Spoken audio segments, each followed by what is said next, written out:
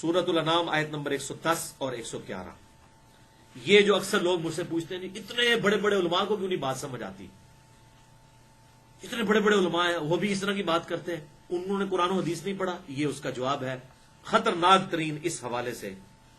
وَنُقَلِّبُ أَفْئِدَتَهُمْ وَأَبْصَارَهُمْ، اللہ تعالیٰ فرماتا ہے ہم ان کے دلوں کو حق قبول کرنے سے پھیر دیتے ہیں اور ان کی نگاہوں کو بھی ہم گمراہ کر دیتے ہیں. کن کو؟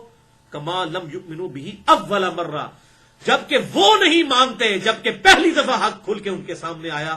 جب انہوں نے حق سمجھنے کے باوجود حق سے اناد کیا، اب اللہ کی ڈیوائن مہر لگ گئی، صم بکم عمی فہم لا یرجعون.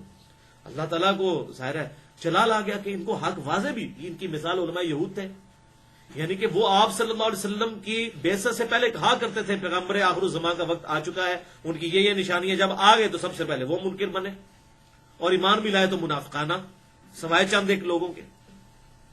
10 یہودی بھی نہیں تھے جو آپ صلی اللہ علیہ وسلم پر ایمان لائے ہوتے، اس سے کم تھے. حالانکہ پہلے اپنی پبلک کو بتایا کرتے تھے، اور وہی ہدایت انڈائریکٹلی اوس اور خزرج کے لیے ہدایت کا سبب بن گئی، اور خود یہودیوں نے اسلام قبول نہیں کیا. تو اللہ تعالیٰ فرماتا ہے کہ حق قبول کرنے سے ہم دل ان کے الٹ دیں گے، وہ ان کو بات سمجھ نہیں آئے گی، جس کو کہتے ہیں نا گیئر الٹا لگ جائے گا ان کا. وَلِيَعُوذُ بِاللَّهِ تَعَالَى. جیسا کہ انہوں نے پہلی دفعہ حق قبول نہیں کیا. اب پہلی دفعہ جس نے بخاری اور مسلم میں نماز کا طریقہ پڑھ لیا، پھر وہ بابوں کے پیچھے لگ گیا، تو ظاہر ہے اس کو تو پتہ ہے کہ کیا لکھا ہوا ہے، پھر جان بوجھ کے اس نے حق سے اناد کیا. وَنَذُرُهُمْ فِي طُغْيَانِهِمْ يَعْمَهُونَ، اور ہم ایسے لوگوں کو گمراہی میں کھلا چھوڑ دیتے ہیں، جہاں مرضی بھٹکتے پھریں، ہم ان کے کوئی پشت پناہ نہیں رہتے. اور حال یہ ہو جاتا ہے وَلَوْ أَنَّنَا نَزَّلْنَا إِلَيْهِمُ الْمَلَائِكَةَ، 8واں پارہ شروع یہیں سے ہوتا ہے. اور بے شک اگر ان پر فرشتے بھی نازل ہو جائیں، وَكَلَّمَهُمُ الْمَوْتَى، اور مردے قبروں سے نکل کے ان سے باتیں کرنا شروع کر دیں کہ بھئی یہ حق ہے قبول کر لو، ہم تو مر کے جا چکے، ہمارے ساتھ یہ عذاب ہو رہا ہے، قبول کر لو حق. اس کے بعد کو بچ سکتا ہے؟ حق قبول کرے گا، لیکن سنے نا نہیں کریں گے قبول. مردے بھی ان سے کلام کریں. وَحَشَرْنَا عَلَيْهِمْ كُلَّ شَيْءٍ قُبُولًا، اور تمام مردے جمع کر دیے جائیں، تمام وہ باتیں ان کے سامنے جمع کر دی جائیں جو اس سے پہلے یہ جان بوجھ کر جھٹلایا کرتے تھے، ان کے سامنے لے آئی جائیں. مَا كَانُوا لِيُؤْمِنُوا، پھر بھی یہ ایمان نہیں لے کر آئیں گے، کیونکہ مہر لگ گئی. اب یہ مہر جو اللہ کی طرف سے لگی ہے یہ اللہ ہی اتار سکتا ہے. اِلَّا أَن يَشَاءَ اللَّهُ، ہاں مگر یہ کہ اگر اللہ ہی چاہے کہ یار اللہ تبارک و تعالیٰ ان پر رحم فرمائے کہ وہ مہر جو ہے اس کو صاف کر کے، تو اللہ تعالیٰ ان کو زبردستی ہدایت دیتے ہیں، یہ علیحدہ بات ہے. وَلَٰكِنَّ أَكْثَرَهُمْ يَجْهَلُونَ، لیکن اکثر لوگ میرے جاہل ہی ہیں، اپنی عقل استعمال ہی نہیں کرتے. کوئی بات کے سوتے ہوئے کو تو آپ جگا سکتے ہیں، لیکن جو مکرہ بن کے آنکھیں بند کر کے لیٹا ہے، جس کی نیت ہی نہیں اٹھنے کی، اس کو آپ نہیں جگا سکتے. تو اب یہ پتہ چلا اتنے بڑے بڑے علماء وہ اصل میں پڑھ کے حق قبول نہیں کرتے، پھر اللہ کی طرف سے مہر لگ جاتی، پھر ان کو کہاں سے پی ایچ ڈیز کو سمجھ آئے. وہ گمراہی تو انہوں نے خود کمائی ہے. وَلِيَعُوذُ بِاللَّهِ تَعَالَى. ریفرنس نمبر 35 سورۃ الانفال آیت نمبر 53. ذَلِكَ بِأَنَّ اللَّهَ لَمْ يَكُن مُغَيِّرًا نِعْمَةً، یہ اس لیے کہ بے شک اللہ تعالی کسی بھی قوم سے نعمت نہیں چھینتا، ان کی حالت نہیں بدلتا. انعمها، جو اللہ نے ان پر نعمت کی ہوتی ہے، علی قوم، کسی قوم پر، حتی یغیروا ما بانفسہم، یہاں تک کہ وہ خود اپنے اعمال ایسے نہ کر لیں کہ اللہ تعالیٰ ان سے وہ نعمت چھین لے، ان کی حالت کو بدل دے. وَأَنَّ اللَّهَ سَمِيعٌ عَلِيمٌ، اور بے شک اللہ تعالیٰ سننے والا اور علم والا ہے. اس سے بھی پتہ چلا اس میں بھی جبریہ کا رد ہے. اللہ تعالیٰ فرماتے ہیں ہم کسی سے نعمت نہیں چھینتے جب تک کہ وہ خود ناشکری کر کے اپنی نعمت نہ گوا لے. اور اسی کا سائملٹینیس کنٹراسٹ ہے جو اکثر لوگ کہتے ہیں کہ اللہ تعالیٰ کسی قوم کی حالت اس وقت تک نہیں بدلتا جب تک کہ وہ اپنی حالت خود نہ بدلے. وہ بھی بات درست ہے. ویسے یہ ہے تعویل خاص میں تو یہ بات ہے کہ اللہ نے جو نعمت دی ہے وہ کسی سے چھینتا نہیں جب تک کہ وہ خود وہ اپنے اعمال کے ذریعے اس نعمت کو ضائع نہ کرتے. اور اس کی الٹ بات بھی بالکل ٹھیک ہے کہ اللہ تعالیٰ کسی کی حالت نہیں بدلے گا جب تک کوئی خود شخص اپنی حالت نہیں بدلنا چاہتا. سورۃ الانفال کی آیت نمبر یہ 53 تھی. سورۃ الانفال کی آیت نمبر اگلی ہے 24 اور 25، ریفرنس نمبر 36، آج کی سیکنڈ لاسٹ آیت. یا ایھا الذین آمنوا، یہ بڑی سخت آیت ہے. اے ایمان والو استجیبوا للہ وللرسول، فوراً قبول کر لیا کرو اللہ اور اس کے رسول کی بات کو. آئے بائیں شائیں نہ کرا کرو. اتنے بڑے بڑے بزرگ پاگل تھے، ان کو نہیں پتا چلا بخاری مسلم میں نماز کا کیا طریقہ لکھا ہوا ہے. ان کو نہیں پتا تھا یہ شرک ہے، یہ توحید ہے، یہ محبت کا تقاضا ہے، یہ نہیں ہے. یہ کام نہ کیا کرو. اللہ اور اس کے رسول، کسی بزرگ کا ذکر نہیں آیا، اللہ اور اس کے رسول کی بات. کتاب اللہ، آج اللہ اور اس کا رسول ایز این انسٹیٹیوشن ہے ہمارے سامنے، کتاب اللہ اور سنت کی فارم میں، جو صحیح الاسناد احادیث سے ڈرائیوڈ ہوں. اے ایمان والو فوراً لبیک کہا کرو اللہ اور اس کے رسول کے حکم پر. اذا دعاکم، جب تمہیں پکارا جائے، لما یحییکم، اور وہ تو اس لیے کتاب و سنت آج کے اعتبار سے تمہیں اس لیے اللہ اور اس کا رسول پکار رہے ہیں تاکہ تمہیں زندگی دے دیں. اصل زندگی تو آخرت کی زندگی ہے، وہ تو تمہیں زندگی کی طرف بلا رہے ہیں. وَاعْلَمُوا، اور جان لو، ان اللہ یحول بین المرء وقلبی، کہ اللہ تعالی خود حائل ہو جاتا ہے انسان اور اس کے دل کے درمیان، کہ اسے بات سمجھنا ہے. یہ ہے وہ سم بکم عمی فہم لا یرجعون. یہ گونگے ہیں، بہرے ہیں، اندھے ہیں، کچھ سمجھ نہیں آتی.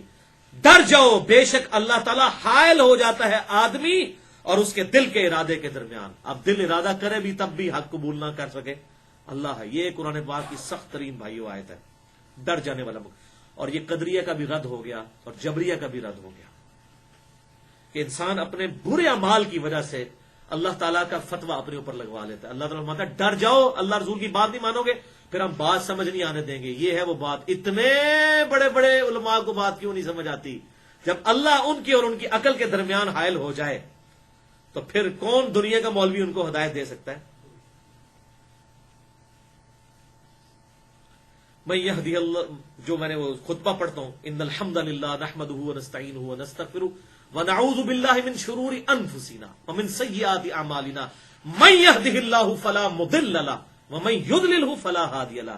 جسے اللہ تعالی ہدایت دے اس سے کوئی گمراہ نہیں کر سکتا، اور جس کو اللہ ہی گمراہ کر دے اس سے کوئی ہدایت. لیکن اللہ تعالیٰ زبردستی گمراہ نہیں کرتا. جبریہ کا کانسیپٹ غلط ہے. انسان خود گمراہی کماتا ہے جب اللہ اور اس کے رسول کی بات نہیں سنتا تو اس کے اوپر یہ اللہ حائل ہو جاتا ہے. وَأَنَّهُ إِلَيْهِ تُحْشَرُونَ، اور بے شک تمہیں اسی کی طرف لوٹ کر جانا ہے، اسی کے پاس جمع ہونا ہے. وَاتَّقُوا، اور ڈر جاؤ، فِتْنَةً لَا تُصِيبَنَّ الَّذِينَ ظَلَمُوا مِنكُمْ خَاصَّةً، اس فتنے اور آزمائش سے ڈر جاؤ کہ جب اللہ کی طرف سے ایسی کوئی آزمائش یا عذاب آ گیا تو خاص لوگوں کو نہیں پکڑے گا. وَاعْلَمُوا مِنكُمْ خَاصَّةً، یعنی سب پر آئے گا. یعنی اگر آپ نیکی کی دعوت چھوڑ دیں گے، جو جامعہ ترمذی میں حدیث ہے کہ اگر تم نیکی کی دعوت دینا چھوڑ دو گے اور برائی سے روکنا چھوڑ دو گے پھر سب پر ہی اللہ کا عذاب آئے گا. دنیا میں تو یہ ہوگا، آخرت کا معاملہ الگ. یعنی دنیا میں اللہ نہیں کرے گا کہ نیکوں کو بچا لے، نہیں، جو اگر وہ نیکی خود ہی کرتے ہیں لوگوں کو نہیں کہتے تو اللہ تعالیٰ سب پر ہی عذاب بھیجے گا. اسی آیت کے کانٹیکسٹ میں میری گفتگو بھی ہے، مسئلہ نمبر 24 کے نام سے، امر بالمعروف و نہی عن المنکر کی جو ہے اس حوالے سے گفتگو. تو یار ڈر جاؤ اس فتنے سے کہ جب اللہ کی طرف سے آیا تو وہ خاص لوگوں پر نہیں بلکہ سب پر آئے گا. وَاعْلَمُوا أَنَّ اللَّهَ شَدِيدُ الْعِقَابِ، اور یہ بھی جان لو کہ بے شک اللہ تعالیٰ سخت عذاب دینے والا ہے. وَالْعِيَاذُ بِاللَّهِ تَعَالَى.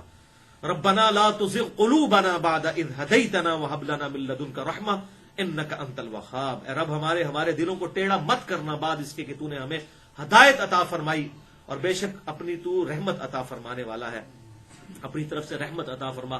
یہ سورہ آل عمران میں دعا بھی سکھائی گئی ہے اس حوالے سے. اب آخری آیت آج کی 37 نمبر ریفرنس سورۃ الاعراف آیت نمبر 146، یہ ہے جس کو میں کہتا ہوں کہ جب اللہ تعالیٰ کسی کو گمراہ کر دے اس کے اعمال کے سبب تو اس کا گیئر الٹا لگ جاتا ہے، پھر اس سے حق کی بات جو ہے اس سے نفرت ہو جاتی ہے، اور جو برائی کی بات ہے وہ اس کو اچھی لگنا شروع ہو جاتی ہے. یعنی گیئر الٹا لگ جائے تو آپ جب ایکسیلیٹر پہ پاؤں رکھیں گے تو گاڑی آگے جائے گی، جتنے زور سے پاؤں رکھیں گے اتنی پیچھے جائے گی، تو گیئر الٹا لگ گیا. یہ ہے وہ سخت ترین آیت سورۃ الاعراف آیت نمبر 146. سأصرف عن آیاتی الذین یتکبرون فی الارض بغیر الحق، ہم پھیر دیتے ہیں اپنی آیات سے ان لوگوں کو جو تکبر کرتے ہیں زمین میں ناحق. اور تکبر کی ڈیفینیشن کیا ہے؟ قرآن و سنت کی روشنی میں صحیح مسلم کی جو حدیث ہے انٹرنیشنل نمبرنگ کے مطابق 265 نمبر، کہ آپ صلی اللہ علیہ وسلم نے فرمایا جس کے دل میں رائی کے دانے کے برابر بھی تکبر ہوا وہ جنت میں نہیں جائے گا. تو ایک صحابی نے عرض کیا اللہ کے رسول صلی اللہ علیہ وسلم بعض اوقات ہماری خواہش ہوتی ہے کہ ہم اچھا لباس پہنے اور اچھی جوتیاں استعمال کریں، کیا یہ بھی تکبر ہے؟ تو آپ صلی اللہ علیہ وسلم فرمایا یہ تکبر نہیں ہے، اللہ بھی خوبصورت ہے اور خوبصورتی کو پسند فرماتا ہے. تکبر یہ ہے کہ تم حق بات سے اناد کرو اور لوگوں کو حقیر سمجھو، یعنی حق پتہ چل گیا اور اس کو تم نہ قبول کرو، یہ ہے تکبر. اکڑ ہے نا جی. ایک بندے کو بتایا جائے یہ کتاب اللہ میں لکھا ہے، یہ صحیح بخاری میں لکھا ہے، صحیح مسلم میں لکھا ہے، اور کہ نہیں میرے بزرگ یہ کرتے ہیں، ہمارے علماء تو یہ کہتے ہیں، تو یہ تکبر ہے نا، اکڑ ہے نا. ورنہ تو فوراً کہ سمیعنا وأطعنا، میں نے اللہ اور اس کے رسول کی بات سنی اور عمل کیا. تکبر یہ نہیں کہ تم اچھا لباس پہنو یا اچھا دکھو، اللہ بھی خوبصورت ہے، خوبصورتی کو پسند فرماتا ہے. تکبر یہ ہے کہ تم حق سے اناد کرو اور دوسروں کو حقیر سمجھو. اچھا لباس ضرور پہنے لیکن دوسروں سے نفرت نہ کرے، ان کو اس طرح حقارت کی نظر سے نہ دیکھیں.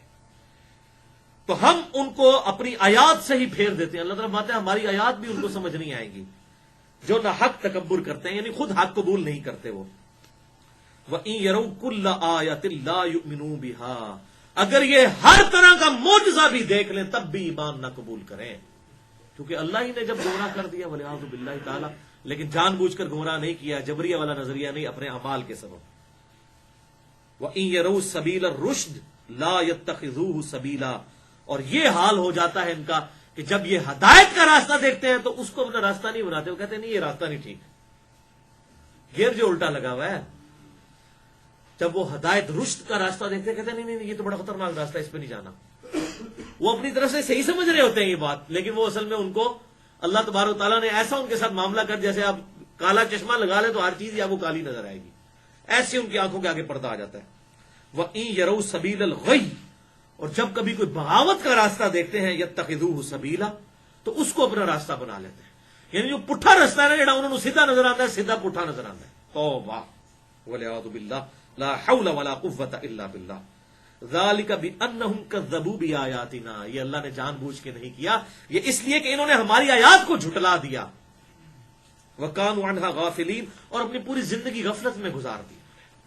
یعنی اللہ نے کتابیں بھیجی، پیغمبر بھیجے کسی مقصد کے لیے، انہوں نے کہا جناب جہاں بٹھا اگلا کس نے ڈٹھا. ولیعذ باللہ تعالی، کچھ بھی ہیں تیرے محبوب کی امت سے ہیں، حرام خور ہیں، بے ایمان ہیں، بے نمازی ہیں، کچھ بھی ہیں، اللہ اسی بندے دا پتر کوئی نہیں پڑھنا، سانو اس طرح ہی قبول کر لے.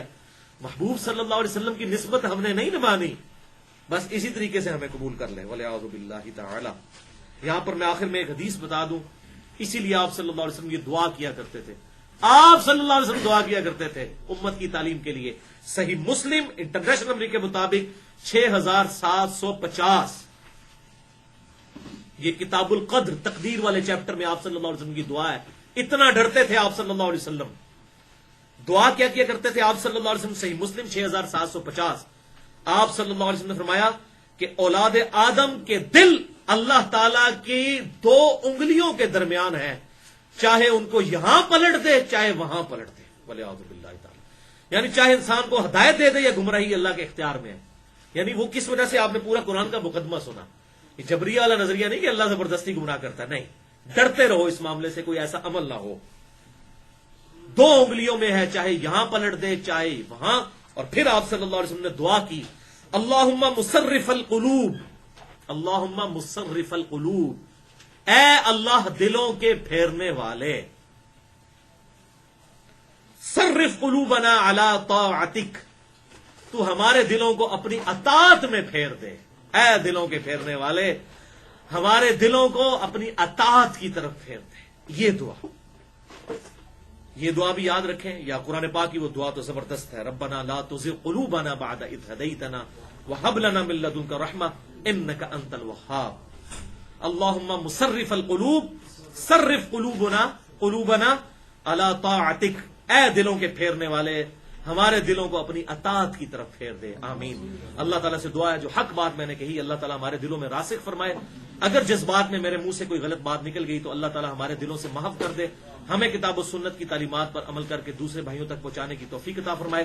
سبحانک اللہم و بحمدک، اشہد ان لا الہ الا انت، استغفرک و اتوب الیک، وما علینا الا البلاغ المبین.